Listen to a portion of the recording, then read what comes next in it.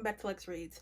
So in today's video, I wanted to do the author collection. I've done James Baldwin, I've done Bernice L. McFadden, and Toni Morrison was my last one. And for this edition of author collections, I want to do Maya Angelou.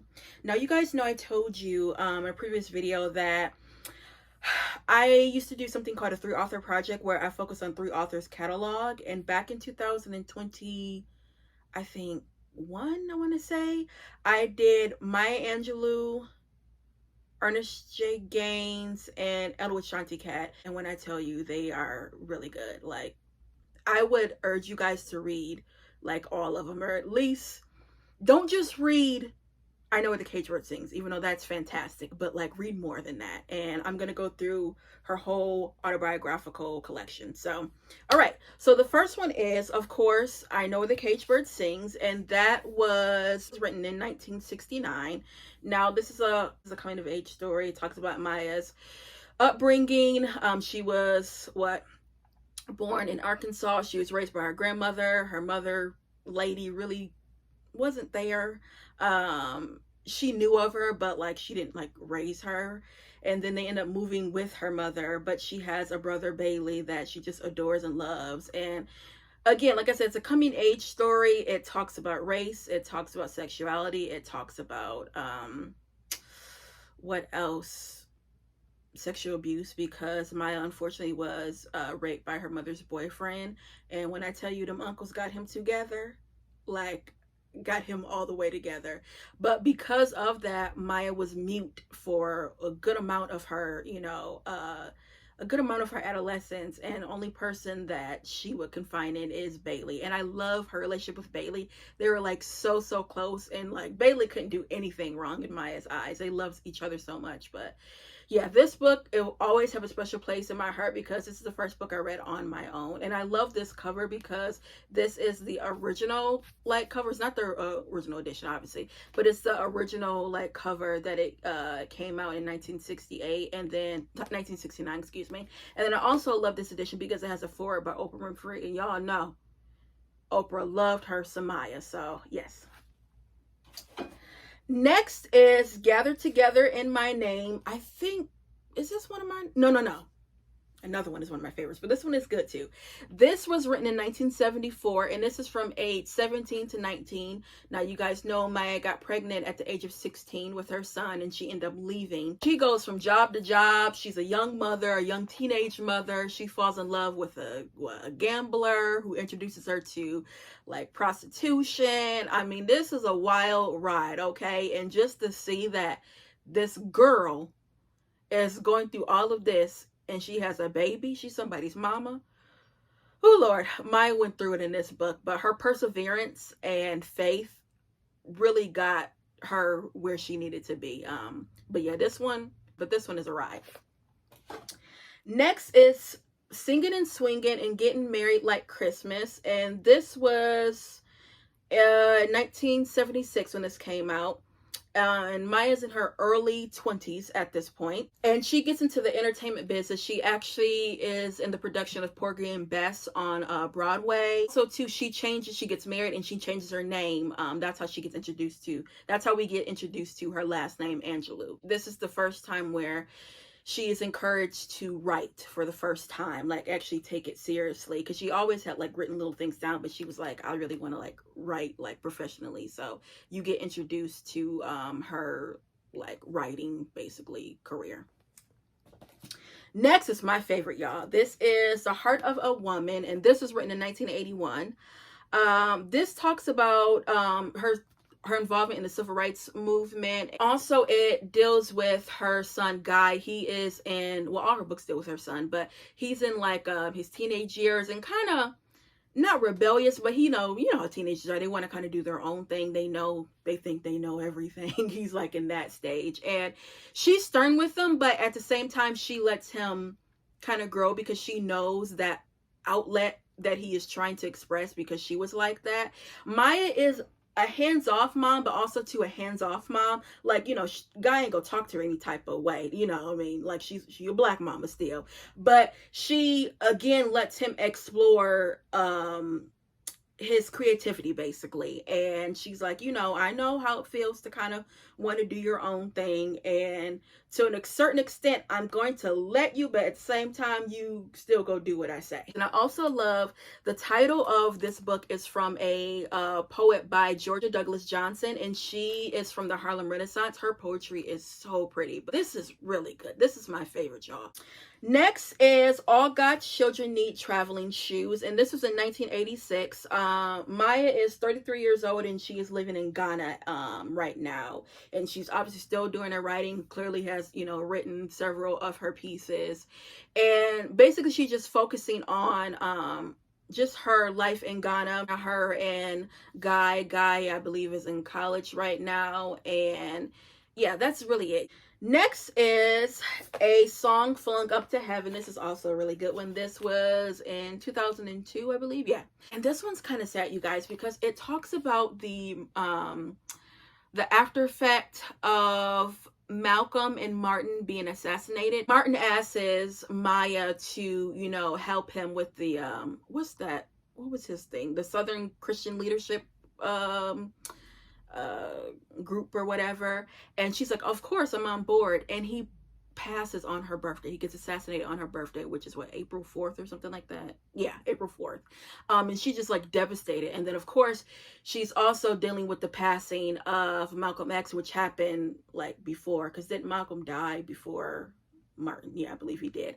And her thing is like, they're killing all our great leaders. And he also wanted her input when it came to Maya, because towards the end of his life, Malcolm kind of was going a little bit more peaceful.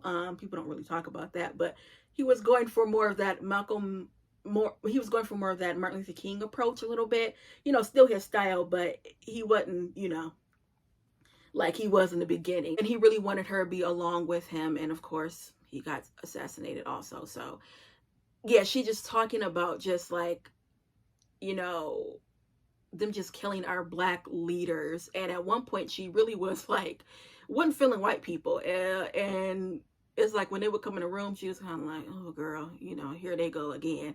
And then her heart softened, because she's like, I can't generalize and hate every white person, you know what I mean? But she literally had to come to grips with that. At one point it was really difficult, she said, where girl, she was like, just get away from me. But this one was really, really good. And then the last one I really love, which came out in 2003, which is Mom and Me and Mom. And this talks about her mother, Vivian, which everyone called her Lady. And in the beginning, they had kind of a complicated relationship because, you know, she didn't raise Maya and Bailey. And Maya was, you know, was raised by her grandmother. And Lady was kind of a young free mama, you know, so she wasn't interested in no kids. But she ended up, you know, getting Maya and her brother Bailey, and you know, she did what she had to do. She honestly did. And when she realized, one thing I would say, although Vivian was kind of like a little fast mama, but when Maya was raped by her boyfriend, she one of mamas where she didn't believe her, was like, oh well, I'm gonna just keep him around. When they found that out, like I said, the uncles got him together, and she was like, okay, yeah, we're not dealing with that. But in this book, Maya's obviously older, has been married, has a grown son, and their relationship blossoms even more. And her mom is so funny. Her mom has been married, I want to say like 2 or 3 times, and in one particular scene, her mom wants Maya to talk to her stepdad about their sex life. And Maya like, Mom, I'm not talking to him about that. And Lady about in her 60s, all right? And she like, look, he just not doing it right for me. And maybe if you talk to him, something might happen. She like, I'm not doing that. But Lady was like that type of mother.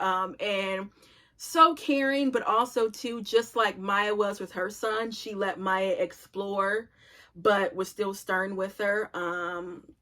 And the way she describes Lady, she says like Lady always like talk fast and was fun and would like, you know, snap her finger. She just was like the life of the party, okay? And when she got older, their relationship got even more better because, you know, they're obviously, she was older and had lived a life, had been married and things like that. And yeah, this one is such a good tribute to her mom, Lady. And it also, the way Maya wrote this, you felt like you knew Lady. You know what I mean? You felt like you knew Miss Baxter. And also too, it was so sad because it's like, oh my goodness, I wish I could like meet her. She made you love Lady that much where you wanted to meet her and just be in her company. It's like you didn't even need to talk to her. Just to be in her company, sit and watch her. She was that fascinating. So this book is also one of my favorites, but I would have to say Heart of a Woman is my favorite. And then I think, is it one of these where she meets I think, is it this one, A Song Flown Up to Heaven? I think she meets Billie Holiday. One of these, I think it's this one or Gather Together, but she meets Billie Holiday, and at the time, Billie, if you guys know anything about Billie Holiday, she struggled with drug addiction. Like, she did hard drugs like heroin, and she had been thrown into jail several times and things like that. And Maya was in like the entertainment business for a little bit, and she told Maya, she said, you can't sing, so maybe you should do something else. And they said Billie was real blunt like that. Billie didn't care, but she told her, girl, you can't sing. And then they went to a club, and of course, Billie was a big thing. And so they announced, Billie in the club, and like, if you could sing. And she's like, yeah, I'll sing. But Billie is going through it because of the mere fact she had just gotten released from jail, and she's trying to not, shoot up. And her thing is, she told Maya, which was key advice, she said, know who your true friends are, stick to them. Also know who you are dealing with, because you can have people that want to deal with you because of your status. And she said, you're not there yet, but you will get there. And when you get there, please take my advice. And she said she held on to that because she was so right. Y'all, Maya's books are amazing. I would, like I said, recommend you guys read not just I Know the Cage Bird Sings, even though that's fantastic, but I would say Gather Together My Name and The Heart of a Woman. These are the two, other than I Know the Cage Bird Sings, I would recommend from her autobiographies. Now, I have read some of her poetry. Y'all know I'm not really a poetry person. I like Still I Rise, and what's the other one everyone knows about? Oh Lord, I forgot it. But I do have some of her. I have Maya Angelou poems, where it's like the ones that she is known for. But y'all know poetry really not my thing. But yeah, I do want to get more into her poetry. And fun fact, I have never read a whole poetry book. Like, never. Which I need to change that. Just sit down and read one. Look, now that I can read it in a day, I feel like, girl, you can't tell me nothing. So I might do that, challenge myself and read a book of poems. But yeah, guys, that's all I have when it comes to the Maya Angelou collection. Also, I know I mentioned it, but I do have a Amazon storefront. So all the books that I mentioned today from her collection, I will put there. Again, whatever I mention, and if it's on Amazon, I'll put on the storefront, and it'll always be linked down below. So yeah, guys, that's all I have for you. I'll be back with more Black books. Bye.